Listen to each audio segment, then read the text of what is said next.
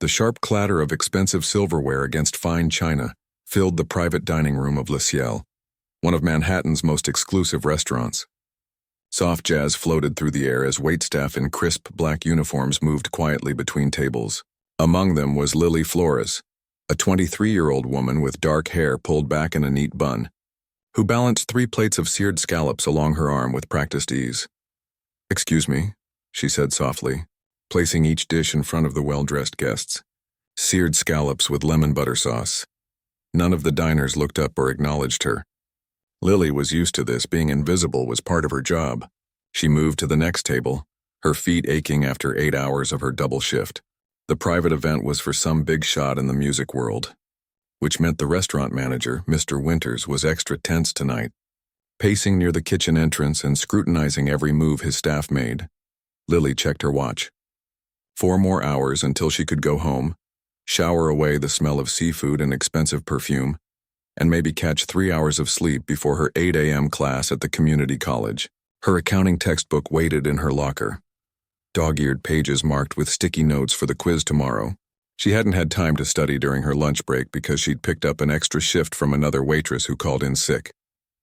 The kitchen doors swung open, and Lily hurried to collect her next order. Inside, the kitchen was a stark contrast to the calm dining room. Chefs shouted orders. Pans sizzled and steam rose from pots of boiling water.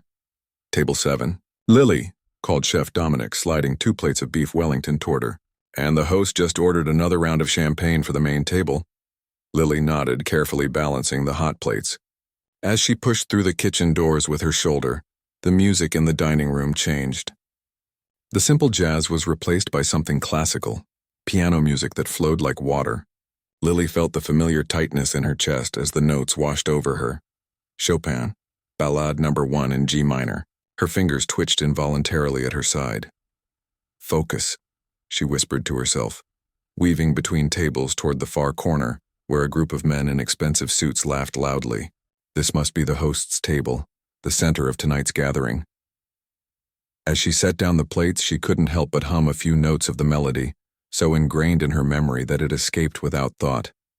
The music was building toward the dramatic middle section that had always been her favorite part to play. "Something amusing about our dinner?"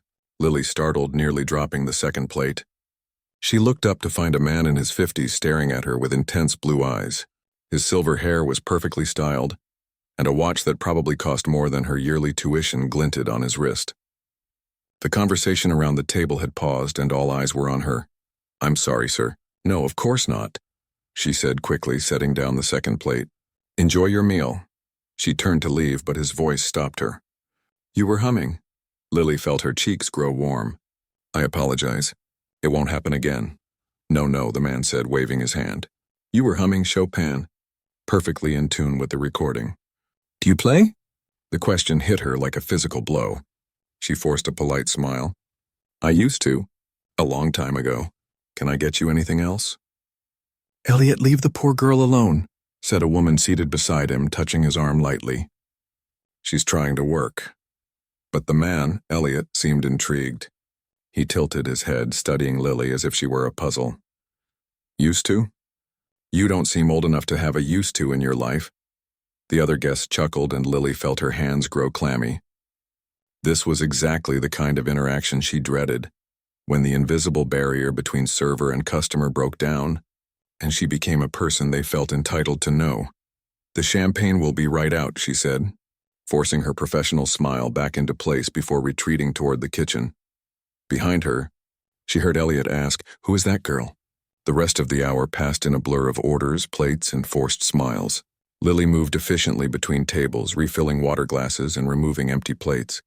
She avoided the host's table when possible, sending other servers with their champagne and desserts, but she could feel Elliot's eyes following her around the room. During a brief lull, Lily slipped into the staff bathroom and splashed cold water on her face. The mirror reflected dark circles under her eyes that her makeup couldn't quite hide.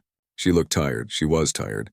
Between 30 hours a week at the restaurant, full-time classes, and the occasional weekend gig helping her neighbor clean houses, she was running on fumes. "Keep it together," she told her reflection. 3 more hours, then you're done." When she returned to the dining room, the atmosphere had changed. The music was louder, the laughter more boisterous. Several empty bottles of champagne sat on the host's table, and a small crowd had gathered around the baby grand piano in the corner, a beautiful instrument that was mostly for show. Lucielle occasionally hired pianists for special events, but tonight the piano sat empty. Mr. Winters intercepted her as she headed toward a table that had just been seated. The pianist canceled. He hissed, straightening his bow tie nervously. "Mr. Cambridge is asking if we have anyone else who can play." Apparently he wanted live music for his announcement. "I don't know of anyone," Lily said, trying to move past him. "Maybe someone in the kitchen?" Mr. Winters grabbed her arm. "Mr. Cambridge said you know Chopin." Lily's stomach dropped. I was just humming. I don't play anymore." "Listen," Mr. Winters said, his voice low and urgent. "Elliot Cambridge owns 3 record labels and invests in restaurants all over the city. He's friends with our owner. If he wants music, we find him music." "I can't," Lily said, her voice barely audible. "Please don't ask me to." Mr. Winters sighed, running a hand through his thinning hair. "Just one song. That's all. I'll add a bonus to your paycheck." Before Lily could protest further, a booming voice called across the room. "There she is, our mystery waitress." Elliot Cambridge was standing now, champagne glass raised in her direction. The room quieted, and Lily felt dozens of eyes turn toward her. "Our pianist has abandoned us," Elliot announced to the room. "But I think we've found a worthy replacement. Come here, young lady." Lily didn't move. Her feet felt rooted to the floor. Mr. Winters gave her a gentle push forward. "Go," he whispered. One song. Like walking through quicksand, Lily made her way across the dining room. Her heart hammered so loudly in her chest she was sure everyone could hear it. 5 years. It had been 5 years since she'd played in front of anyone. 5 years since she'd touched a piano outside of the music store where she sometimes stopped on her way home, just to feel the keys under her fingers when no one was watching. Elliot beamed as she approached, putting an arm around her shoulders as if they were old friends. The smell of expensive cologne and champagne enveloped her. "Ladies and gentlemen," he announced, "before I share my big news, let's have some entertainment. This young lady works here serving our food, but I've discovered she's hiding a talent. She knows Chopin." The guests clapped politely, though most looked confused or bored. Lily wanted to disappear through the floor. "I really don't play anymore," she said quietly to Elliot. He leaned closer, his smile never wavering. "Everyone in this room is someone important in the music industry. Play one piece, impress us, and who knows, maybe serving dinner won't be your only job." He guided her toward the piano, and the crowd parted to let them through. The glossy black Steinway waited, lid open, impossibly intimidating. Lily hadn't performed since that day at Juilliard when everything fell apart. The day her scholarship, her future, her identity as a musician had shattered under the weight of her own expectations. "I can't," she whispered. But Elliot was already pulling out the bench. "Just one song," he said, his voice gentle but insistent. "For my guests." Mr. Winters stood at the edge of the crowd, nodding encouragingly. Lily knew what this meant for him.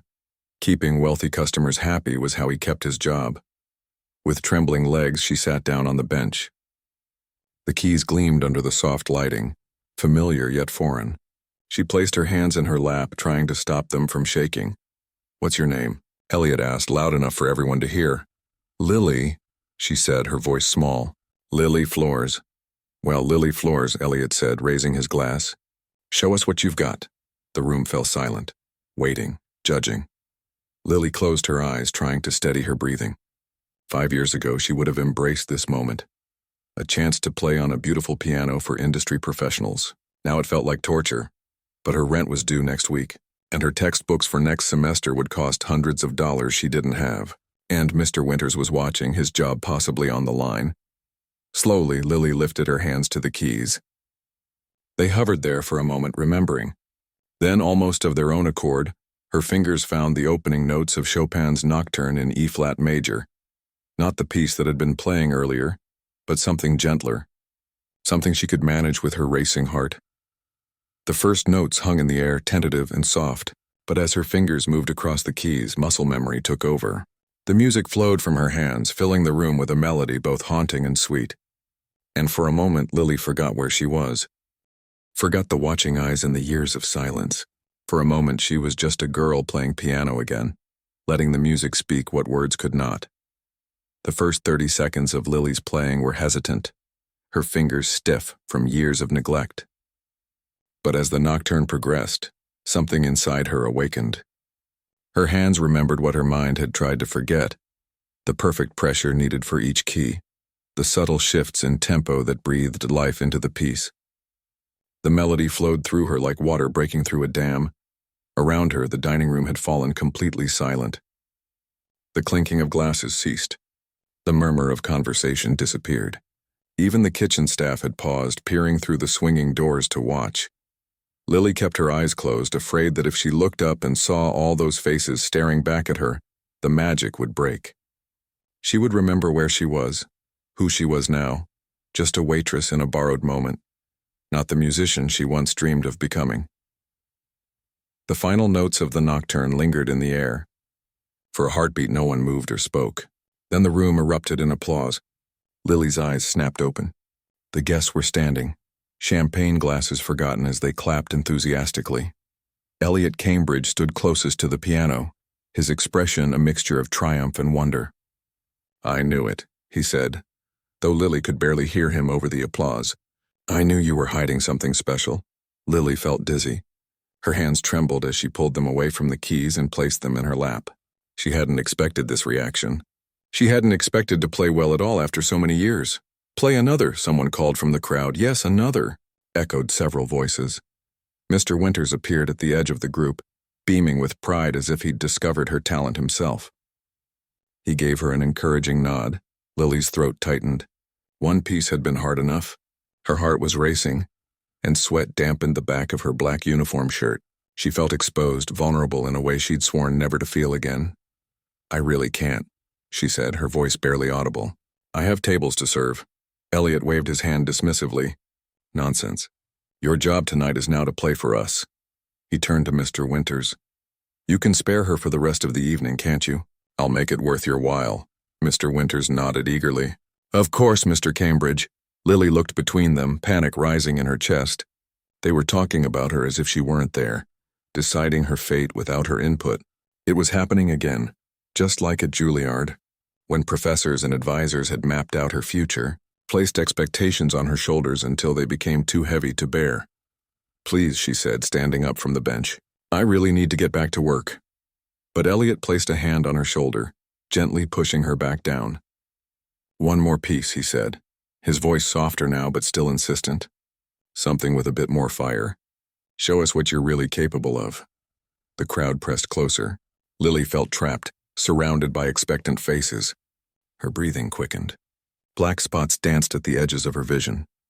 "I think Chopin's Revolutionary Etude," suggested a woman in a sleek black dress, "if she can handle it.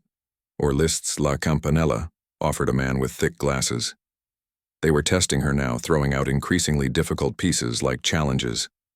Lily's fingers began to tremble more violently. The familiar feeling of panic, the one that had destroyed her career before it began, was creeping up her spine. From somewhere in the back of the room, a kinder voice called out, "Let her choose." Lily looked up, searching for the source of those words. A woman with silver-streaked hair and kind eyes gave her a small nod. Something about her calm presence steadied Lily, just enough to think clearly. What could she play? What piece would satisfy them without breaking her completely? Her mind raced through her old repertoire, something impressive enough to end this quickly, but not so difficult that she would fail in front of all these people.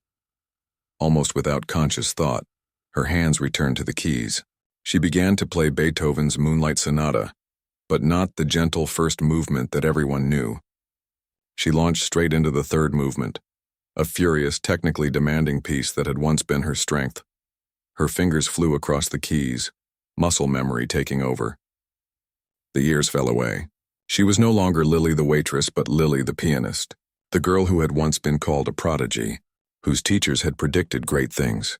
The music poured from her hands, filling the room with its intensity. She made mistakes. Her technique was rusty, her hands not as nimble as they once were, but the raw emotion in her playing more than compensated. She put everything into the piece, her frustration, her fear, the dreams she had abandoned, the daily struggle of her current life. When the final chords reverberated through the room, There was a moment of stunned silence before the applause began. Louder this time, with gasps and exclamations of disbelief mixed in. "Extraordinary," Elliot said, clapping slowly, deliberately. "Absolutely extraordinary. And you're waiting tables?" He shook his head, genuinely perplexed. What a waste. Those words cut through Lily's momentary triumph. A waste. That's what her father had said when she quit music school. A waste of talent, a waste of opportunity, a waste of the sacrifices her family had made. "I need some air," she mumbled, rising from the bench and pushing past Elliot before he could stop her again. She hurried through the dining room, past her abandoned tables where other servers had taken over, past the curious stares of the kitchen staff, through the back door into the alley behind the restaurant. The cool night air hit her flushed face and she gulped it desperately, trying to slow her racing heart. Lily leaned against the brick wall, closing her eyes. What had just happened? After 5 years of silence, she had played not one but 2 pieces in front of a room full of music industry professionals. And they had liked it. More than liked it. They had been impressed. The back door opened, spilling light into the dark alley. Lily straightened, wiping away tears she hadn't realized she'd shed. Mr. Winters stood in the doorway, his expression unreadable. "Mr. Cambridge is asking for you," he said. Lily shook her head. "I can't go back in there." "Lily," Mr. Winters sighed, his voice gentler than she'd ever heard it. "Do you know who Elliot Cambridge is?" "Some rich guy who owns record labels," she said, hugging herself against the chill. "He's not just some rich guy. He's discovered more successful classical and jazz artists in the last decade than anyone else in the industry. He has an ear for talent that's legendary." Lily said nothing, staring at the cracked pavement beneath her feet. "He wants to talk to you," Mr. Winters continued. "This could be an opportunity." "I don't want an opportunity," Lily said quietly. "Not in music. Not anymore." Mr. Winters stepped fully into the alley, letting the door close behind him. "Can I ask why? Because what I just heard in there, that wasn't the playing of someone who doesn't love music." Lily looked up at the narrow strip of night sky visible between the buildings. A few stars managed to shine through New York's light pollution. "Loving something doesn't mean you should do it," she said finally. "Sometimes love isn't enough." Mr. Winters was silent for a moment. "He's offering to pay you to play for the rest of the evening. Triple what you'd make on tips," Lily laughed bitterly. "He's trying to buy me. He's trying to help you, he doesn't even know me." "So let him get to know you," Mr. Winters suggested. "Talk to him. Tell him your story. What's the worst that could happen?" Lily thought about her empty bank account, her upcoming rent payment, the textbook she needed to buy. One evening of playing piano would solve those immediate problems. But it might also reopen wounds that had barely healed. "I can't go back to that world," she said, her voice breaking. "You don't understand what it's like." "You're right, I don't," Mr. Winters admitted. "But I do know what it's like to wonder what if for the rest of your life, to have regrets about paths not taken." The back door opened again, and the woman with silver-streaked hair who had spoken up for Lily earlier stepped into the alley. "I'm sorry to interrupt," she said. "Elliot sent me to find you. He can be overwhelming, I know." Lily studied the woman cautiously. "Who are you?" "Isabel Chen. I teach at Manhattan School of Music." She smiled warmly. "Your Beethoven was beautiful. Technically imperfect, but emotionally perfect. Those are the hands of someone who has something to say." Lily looked down at her hands. Server's hands now, calloused in different places than a pianist's would be, the nails cut short for practicality rather than performance. "I don't have anything to say anymore," she said. Isabel stepped closer. "Music isn't just about technical perfection, though the industry often makes it seem that way. It's about connection, and when you played just now, every person in that room felt something. That's rare even among professional musicians." Mr. Winters checked his watch. "I need to get back inside." "Lily, take all the time you need, but—" He trailed off, leaving the rest unsaid. "But don't throw away this chance. But remember your responsibilities. But think about your future." When he was gone, Isabel leaned against the wall beside Lily. "You don't have to go back in there if you don't want to. I can tell Elliot you left." Lily looked at her in surprise. "You would do that?" Isabel nodded. "But before you decide, may I ask why you stopped playing? You obviously had training." "Serious training." The question hung in the air between them. Lily had never fully explained it to anyone. Not to her parents, not to her former teachers, not even to herself. How could she describe the crushing weight of expectations? The paralyzing fear that had overtaken her during that crucial performance? The shame of failure and the relief of walking away? I broke, she said simply, under the pressure. I couldn't handle it. Isabel nodded, understanding in her eyes. The classical music world can be brutal, especially for young talents. Lily looked at her curiously. You seem different from them, she said, gesturing toward the restaurant. Why are you even at this party? Isabel laughed softly. Elliot and I go way back. I help him spot promising students occasionally. She paused. But I've never seen him as excited about anyone as he is about you right now. The back door opened once more, and Elliot himself appeared, his imposing figure filling the doorway. There you are, he said, his voice echoing in the narrow alley. I was beginning to think you'd run away for good. Lily straightened up, suddenly aware of her rumpled uniform and the tear stains on her cheeks. Elliot Cambridge filled the doorway, his expensive suit jacket now removed and his tie loosened. He looked less intimidating this way, more human. I'm sorry, Lily said automatically. I shouldn't have run out like that. Elliot waved away her apology as he stepped into the alley. I'm the one who should apologize. I put you on the spot in front of everyone. He glanced at Isabel. I'm guessing Isabel has already given you her Elliot can be a bulldozer speech? Isabel smiled slightly. We hadn't quite gotten there yet. Elliot leaned against the opposite wall, studying Lily with genuine curiosity. Where did you train? Lily hesitated, then decided there was no point in hiding it. Juilliard, for almost 3 years. Elliot's eyebrows shot up. Juilliard? And now you're serving scallops at Le Ciel? He shook his head in disbelief. What happened? The direct question made Lily flinch. Isabel noticed and stepped in. Elliot, maybe this isn't the time or place for— No, it's okay, Lily interrupted. If she was going to tell this story, she might as well tell it now and be done with it. I had a scholarship, full ride. I was good. Not the best in my class, but good enough. Then came the Brennan competition. Elliot nodded in recognition. The Brennan was one of the most prestigious piano competitions for young musicians in the country. I made it to the finals, Lily continued, her voice becoming flat as she recounted the story she'd replayed in her mind countless times. It was a big deal. Scouts from orchestras, recording contracts on the line. My professors were certain I would place, maybe even win. She paused, looking down at her hands. The day of the finals, I just froze. Halfway through Rachmaninoff's Piano Concerto No. 3, I had a complete meltdown on stage. Couldn't remember a note, couldn't move my fingers. Just sat there in front of judges, audience, everyone.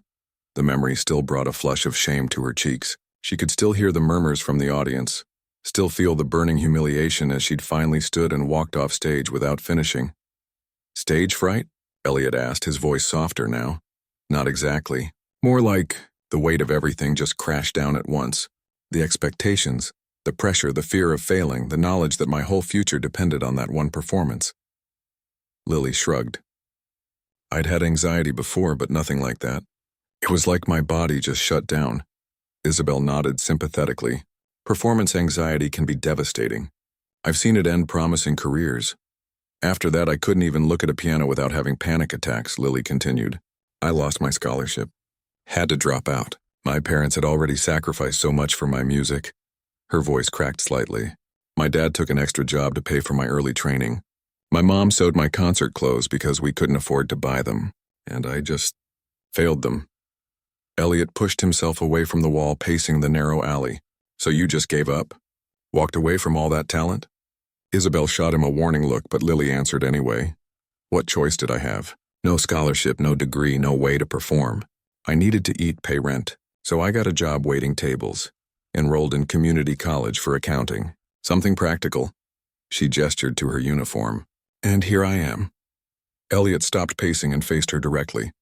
Here you are playing Beethoven like you were born for it after 5 years of not touching a piano. Do you have any idea how extraordinary that is? Lily shook her head. It wasn't good. My technique is gone, my timing was off. Stop that, Elliot interrupted sharply.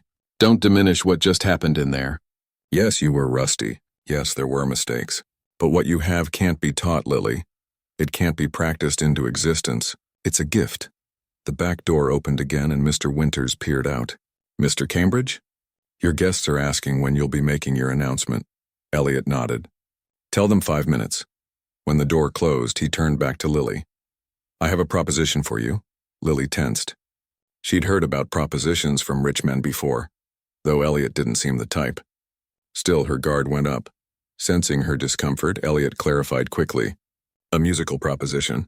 Strictly professional." "Elliot," Isabel cautioned. "Maybe give her some time to think." But Elliot was already forging ahead, his enthusiasm building. "Play for the rest of the night. 3 or 4 more pieces, your choice. I'll pay you $500. Lily's eyes widened. That was more than she made in a week at the restaurant. "And then what?" she asked suspiciously.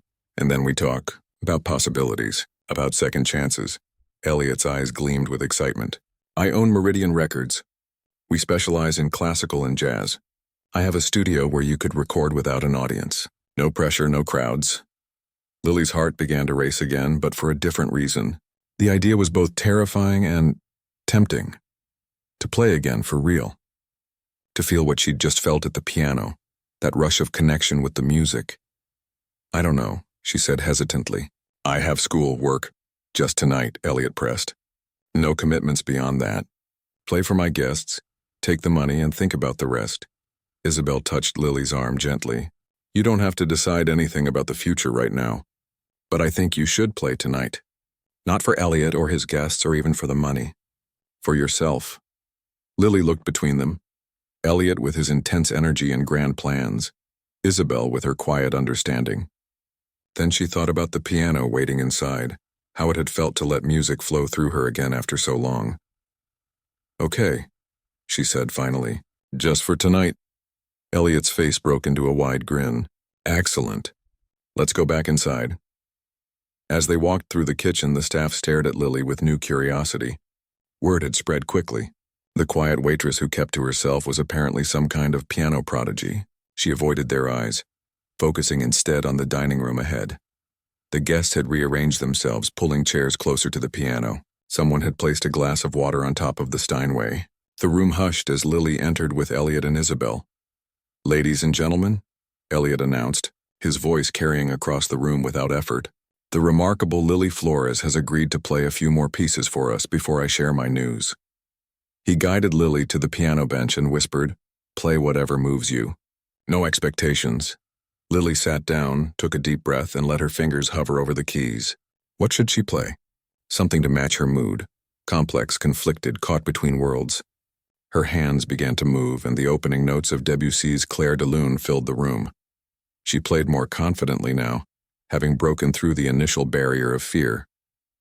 The piece was gentler than Beethoven's sonata, but no less emotional. She closed her eyes, letting the familiar melody carry her. For these few minutes, she wasn't Lily the waitress, or even Lily the failed pianist. She was just Lily, playing music because it was part of her. As natural as breathing. When she finished, the applause was warm but more restrained, as if the audience sensed the delicate mood she'd created. Without pausing, Lily transitioned into Schubert's impromptu Op. 90 No. 3, a piece she'd once played so often she could feel it in her sleep. Her fingers stumbled occasionally over the fast passages, but she pushed through, refusing to let small mistakes derail her. After the Schubert, she paused to take a sip of water. The room remained respectfully quiet. She saw Isabel watching with a gentle smile, and even Mr. Winters stood at the back, his usual stressed expression replaced with something like wonder. For her third piece, Lily chose something more modern, Einaudí's Nuvole Bianche. It wasn't classical in the traditional sense, but it had always spoken to her. The simple, repeating patterns built into something hypnotic and moving. As she played, she noticed a few people in the audience closing their eyes, letting the music wash over them. When the final notes faded, Lily felt strangely peaceful. Whatever happened next, she had reclaimed something tonight. A part of herself she'd buried out of fear and shame. Elliot stepped forward, applauding enthusiastically. "Magnificent," he said, then addressed the room. "And now, while Lily takes a well-deserved break, I'd like to make the announcement you've all been waiting for."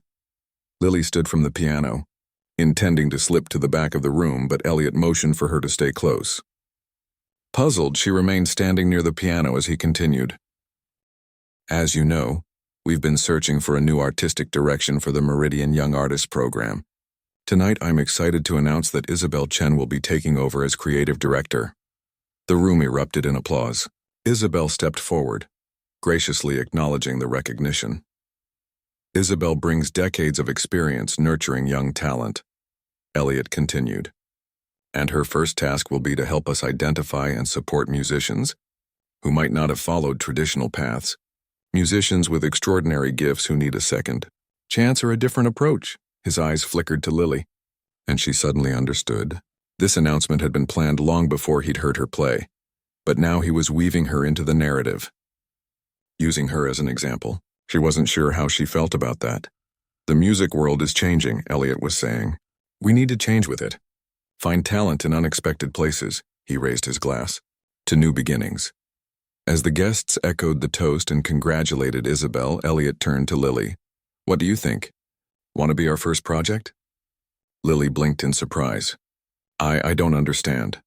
The program works with musicians individually, creating personalized development plans. No competitions, no public performances unless you want them. Studio recording, mentorship, financial support. He gestured toward Isabel. With Isabel running things, it would be done right, with sensitivity to each artist's needs. It sounded too good to be true. Why would you do this for me? You just met me. Elliot's expression became serious. Because talent like yours is rare, Lily. Because music needs you even if you don't need it. He paused. And because I believe everyone deserves a second chance at their dreams. Before Lily could respond, a commotion at the entrance to the dining room caught everyone's attention. A young man burst in, scanning the crowd frantically until his eyes landed on Lily. Her stomach dropped. It was Ben, her younger brother, and from the look on his face, something was very wrong. Ben? Lily pushed past Elliot and hurried across the room. What's wrong? What are you doing here? Ben, barely 20 and still dressed in his community college hoodie, looked completely out of place among the well-dressed crowd. His face was pale, his dark hair disheveled as if he'd been running his hands through it repeatedly.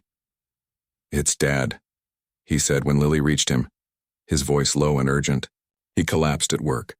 Mom called from the hospital. Lily felt as if the floor had dropped out from under her. He's stable now, Ben assured her quickly. Heart attack. Not a major one, but still serious. They're keeping him overnight. Lily's mind raced. Her father was only 52, but he worked 2 jobs, rarely slept enough, and had high blood pressure that he mostly ignored. She'd been nagging him for months to see a doctor regularly. I need to go, she said, already turning to find Mr. Winters. Right now. Ben caught her arm. Mom said not to rush. He's resting, and visiting hours are almost over anyway. She just wanted us to know. I don't care about visiting hours. I need to see him. Lily's voice cracked with emotion. Her father, for all his stern expectations and occasional disappointment in her choices, had always been her biggest supporter. The thought of him lying in a hospital bed, I'll drive you, Ben offered. That's why I came to find you. I tried calling, but you didn't answer. Lily patted her pockets, realizing her phone was in her locker in the staff room. She hadn't checked it in hours. Elliot approached cautiously with Isabel close behind. Is everything all right? He asked, concern evident in his voice. Family emergency, Lily explained briefly. My dad's in the hospital. I need to go. Of course, Elliot said without hesitation. Do you need a car? I can have my driver take you. The offer surprised Lily. No, thank you. My brother has his car. Elliot nodded, then reached into his pocket and pulled out a business card and a checkbook. Take this, he said, quickly writing out a check. For tonight's playing. And my card, all my numbers are on there. Call me when things settle down. Lily stared at the check. It was for $1,000, double what he'd offered. This is too much, she protested. It's not nearly enough, Elliot countered. But it's a start. He glanced at Ben, then back to Lily. Family comes first, always. Go be with your father and we'll talk another time. Isabel stepped forward and gave Lily a gentle hug. I'm so sorry about your dad. Take care of yourself and don't worry about any of this right now. She pressed a card into Lily's hand as well. My information? Call if you need anything, music-related or not. The genuine concern from these virtual strangers touched Lily deeply. Thank you, she managed to say. For everything. Mr. Winters appeared with Lily's bag and jacket from the staff room.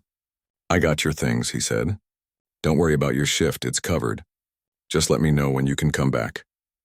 Lily nodded gratefully, overwhelmed by the sudden shift in her evening and the kindness being shown to her.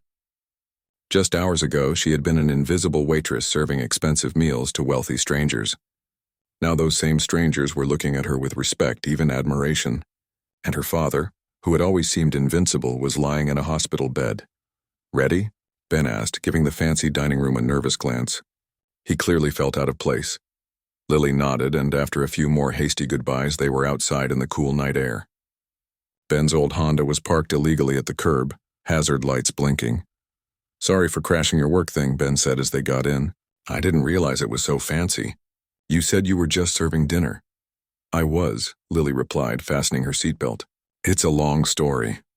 As Ben navigated through late-night Manhattan traffic toward Brooklyn, Lily told him about the evening's unexpected turn of events, how she'd been forced to play, how it had somehow awakened something she thought was dead, how Elliot Cambridge had offered her an opportunity that seemed too good to be true. Ben listened in amazement. So you actually played? In front of people? And didn't have a panic attack? I almost did, Lily admitted. But something was different this time. I wasn't trying to prove anything. I wasn't fighting for my future. I was just playing. That's huge, Lil, Ben said, glancing at her with a mixture of pride and concern. But are you sure about this Cambridge guy? Sounds like one of those too-good-to-be-true situations. Lily looked down at the check in her hand. $1,000 for playing a few pieces on the piano. More money than she made in 2 weeks at the restaurant. I don't know. Maybe. But Isabel seems genuine, and she'll be running the program. They fell silent as Ben turned onto the Brooklyn Bridge. The city lights reflected on the water below, a beautiful sight that Lily rarely had time to appreciate anymore. Her mind was a whirlwind of conflicting emotions. Worry for her father, residual excitement from playing again, uncertainty about Elliot's offer, and underneath it all, a strange sense that her life had just taken a sharp turn in an unexpected direction. Do you ever think about it? Ben asked suddenly. What would have happened if you hadn't frozen at Juilliard? The question might have stung once, but tonight it just made Lily thoughtful. All the time, she admitted. But I try not to dwell on it. What's the point? The point is, maybe it's not too late, Ben said, surprisingly earnest. Mom and Dad talk about it sometimes, you know. How much they miss hearing you play. Dad especially. Lily turned to look at her brother in surprise. They never said anything to me. Because they didn't want to pressure you. They saw what the pressure did to you before. Ben changed lanes, honking at a taxi that cut him off. But Dad kept your old upright piano tuned for 2 years after you quit. Just in case. Tears pricked at Lily's eyes. She hadn't known that. She'd assumed her parents had been relieved when she switched to accounting, a practical degree that would lead to a stable job.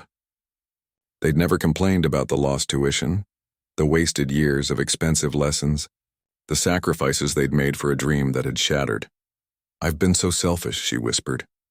Ben shook his head firmly. No, you haven't. You had a breakdown, Lily. That's not selfish, it's human. You did what you had to do to survive. They pulled up to Brooklyn Hospital Center a few minutes later. The emergency room was busy even at this late hour, filled with the usual urban mix of accidents, illnesses, and the occasional drunk or disorderly patient waiting to be seen. Lily and Ben made their way to the cardiac care unit on the 4th floor. Their mother, Rosa, was sitting in a chair beside their father's bed, her small frame looking even tinier under the harsh hospital lights. She stood when she saw them, opening her arms. Mihija, she said softly as Lily rushed into her embrace. You didn't have to come tonight. He's sleeping now. Of course I had to come, Lily said, fighting back tears as she hugged her mother tightly. Rosa had aged in the past few years, silver threads now prominent in her dark hair. The stress of working long hours as a seamstress while helping Lily's father manage his diabetes had taken its toll. Lily turned to look at her father. Luis Flores lay still under the thin hospital blanket, an IV in his arm and monitors tracking his heart rate and blood pressure. His skin had a grayish undertone that frightened her, but his breathing was steady. What did the doctor say? She asked, keeping her voice low. Warning sign, Rosa replied, resuming her seat and holding her husband's hand. Not a major heart attack, but a warning that he needs to slow down. Change his diet. Take his medication properly. She sighed. All the things I've been telling him for years. Ben pulled up a chair for Lily, then leaned against the wall. He'll listen now, Mom. This scared him. It scared all of us, Lily said, watching her father's chest rise and fall. He looked smaller somehow, more vulnerable than she had ever seen him. Luis had always been the family's rock, strict but loving, determined that his children would have more opportunities than he'd had after immigrating from Mexico as a teenager. Rosa noticed Lily's uniform. You came straight from work? You must be tired, mi amor. I'm fine, Lily assured her. Something happened at work tonight. Something unexpected. Her mother looked at her curiously, and Lily found herself telling the story again. The piano, Elliot Cambridge, the offer. As she spoke, she noticed her mother's eyes filling with tears. You played? Rosa asked, her voice trembling slightly. After all this time? Lily nodded. I was terrified. But then, it felt right somehow. Rosa squeezed her husband's hand as if trying to send him the news telepathically. Your father would be so happy to hear this. Music has been missing from our home since you stopped playing. I didn't realize you missed it, Lily admitted. I thought you were relieved when I switched to accounting. Something practical with a future. Rosa shook her head firmly. We only ever wanted you to be happy, Lily. When music stopped making you happy, of course we supported your decision to change paths. But that doesn't mean we didn't miss the joy it brought to our home. A soft groan from the bed interrupted their conversation. Luis was stirring, his eyes fluttering open. Luis, Rosa said gently, leaning closer. Despierta, mi amor. Lily and Ben are here. Luis turned his head slightly, his gaze finding Lily. For a moment, confusion clouded his face, then recognition dawned. Lily, he said, his voice raspy. You're supposed to be at work. Lily moved to his side, taking his other hand. Work can wait, Papa, you're more important. A small smile curved his lips. Did you bring me contraband food? The dinner here was terrible. Despite everything, Lily laughed. Trust her father to be thinking about food at a time like this. No food smuggling. Doctor's orders. You need to start eating better. Luis made a face. So they tell me. His expression sobered. I'm sorry for scaring everyone. You should be, Rosa scolded gently. But Lily has news that might make you feel better. Luis looked at his daughter questioningly, and Lily hesitated.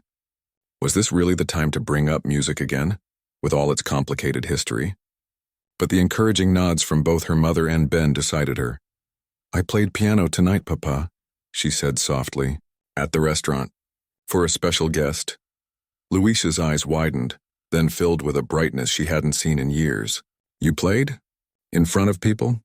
Lily nodded, surprised by the emotion welling up in her throat.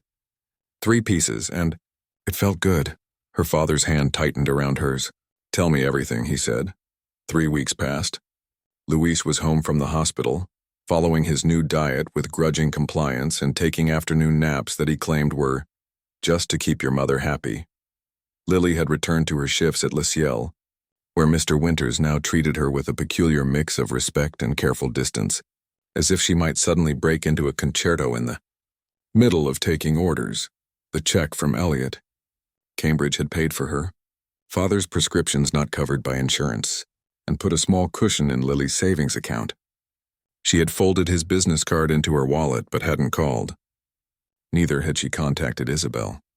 The magical evening of piano playing had begun to feel like a dream, something that had happened to someone else.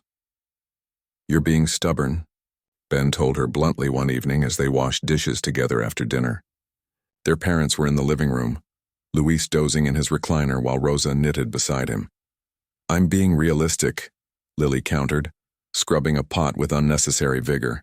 Do you know how many talented musicians there are in New York who'd kill for the kind of opportunity Elliot Cambridge is offering? Musicians who actually practice, who didn't crack under pressure, who have degrees and credentials. Ben rolled his eyes. None of whom made Elliot Cambridge give them $1,000 after hearing them play for 10 minutes. Lily couldn't argue with that. Still, fear kept her from making the call. Fear of getting her hopes up, fear of failing again, fear of disappointing everyone, including herself. Dad asked about your piano playing yesterday, Ben said more gently, changing tactics. While you were at class. He wanted to know if you'd mentioned anything to me about doing it again. Lily paused, soap suds dripping from her hands. What did you tell him? The truth, that you're overthinking it instead of just giving it a chance. Ben took the clean pot from her hands and began drying it. He's proud of you no matter what, Lily, we all are. But I haven't seen him this hopeful in years. Lily sighed, staring out the small window above the sink at the brick wall of the neighboring building. The weight of her family's hopes felt familiar, but this time it wasn't crushing. This time it felt like support. What if I tried and failed again? She asked quietly. I don't think I could handle that. What if you tried and didn't fail? Ben countered. What if this time it's different because you're different? The question lingered in Lily's mind as she finished the dishes, as she kissed her parents goodnight, as she retreated to the small bedroom she'd moved back into after leaving Juilliard. There, sitting on her desk beneath a stack of accounting textbooks, was Elliot's card, making a sudden decision before she could talk herself out of it. Lily picked up her phone and dialed. It rang 3 times before a familiar voice answered. Elliot Cambridge. Mr. Cambridge? This is Lily Flores. From Luciel.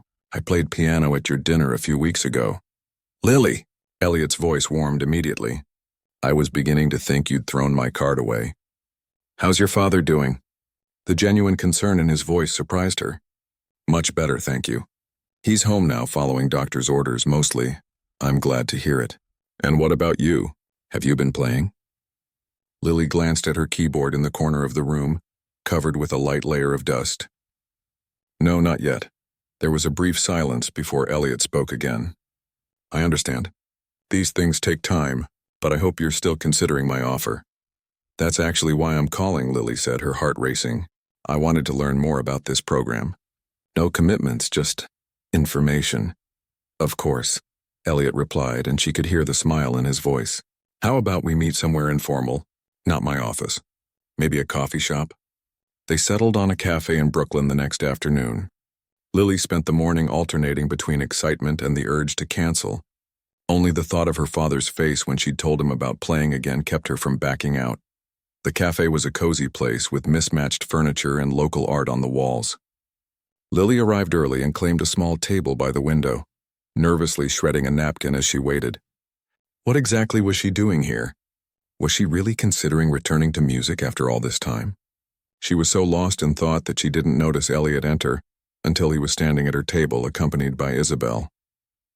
Hope you don't mind that I brought Isabel along, Elliot said as they sat down. She's much better at explaining the program than I am. Isabel smiled warmly. It's good to see you again, Lily. How are you doing? I'm okay, Lily replied, suddenly shy. Thanks for coming.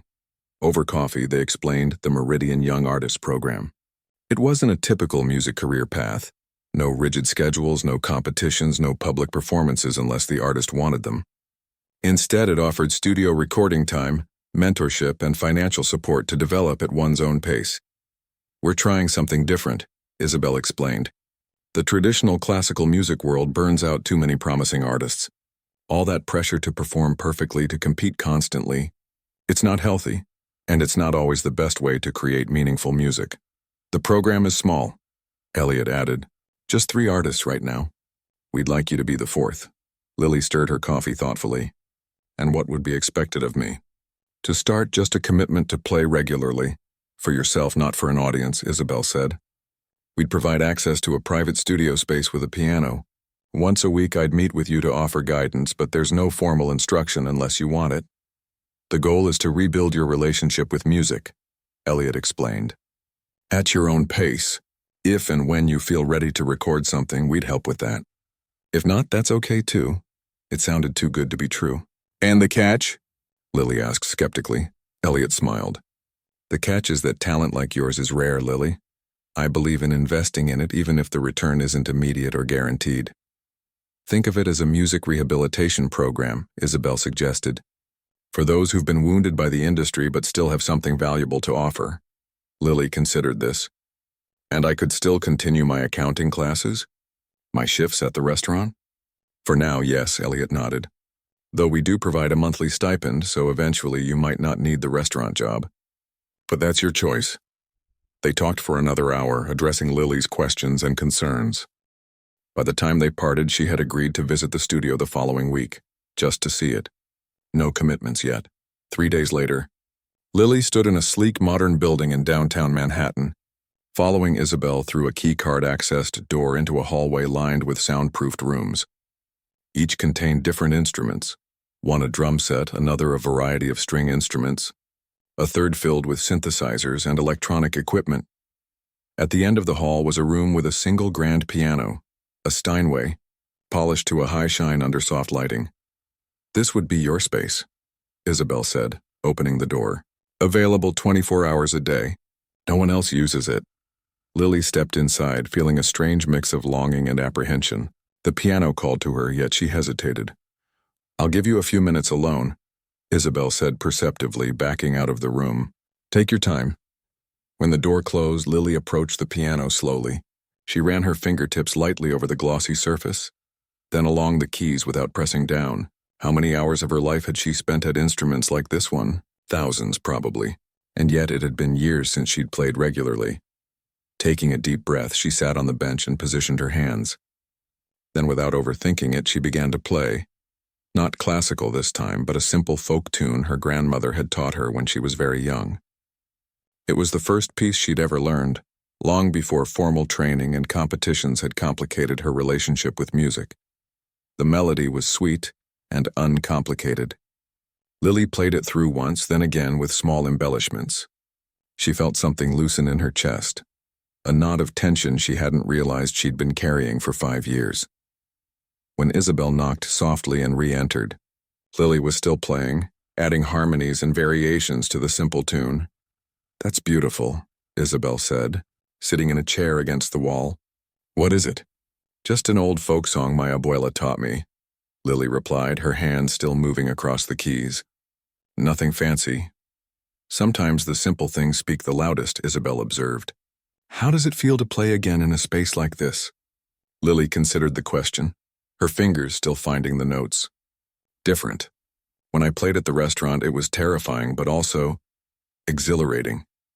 This feels quieter. More like coming home," Isabel nodded. "That's exactly what we're aiming for, finding your way back to the place where music feels like home, not a battlefield." Over the next month, Lily visited the studio twice a week. She started with simple pieces, building her technique back gradually. Isabel suggested exercises to help with the anxiety that still sometimes surfaced, teaching her to recognize the warning signs and step back before panic took hold. Lily kept her job at Le Ciel, though she reduced her hours. She continued her accounting classes too, unwilling to completely abandon her backup plan. But something had changed. The weight she'd carried for years had lightened. Music was no longer the source of her shame, but was becoming, once again, a source of joy. 6 months after that fateful night when Elliot Cambridge had first heard her play, Lily agreed to record her first piece for Meridian Records, not a classical masterwork, but an original composition. A simple, haunting melody that told the story of loss and rediscovery. The recording was released under a pseudonym. Lily wasn't ready for her name to be known yet. But when she brought the finished CD home and played it for her father, the pride in his eyes told her everything she needed to know. "It's beautiful, mija," Luis said, tears gathering in his eyes, "like hearing your voice again after a long silence." On her next shift at Le Ciel, Mr. Winters called her into his office. "I have a proposition for you," he said. "1 night a week, we'd like you to play piano for our guests. Nothing formal, just background music during dinner service. We'll pay you properly, of course." Lily's immediate instinct was to refuse. Play regularly in public? But then she thought about how far she'd come. The panic was still there sometimes, but it no longer controlled her. "I'll think about it," she promised. That evening, as she served her tables, Lily noticed something new on the wall near the entrance. A framed photograph of her at the piano from Elliot's dinner party 6 months earlier. Beneath it was a small plaque, "Music finds a way." Lily smiled to herself as she set down a plate of seared scallops. The customer thanked her, actually looking at her face instead of through her. Life had a strange way of coming full circle. Later, as she cleared a table, she found herself humming along to the background music, a piece by Debussy. Her fingers twitched slightly at her side, finding the notes by memory. Some talents can't stay hidden forever. They wait patiently, buried beneath fear and doubt until the right moment comes to bloom again.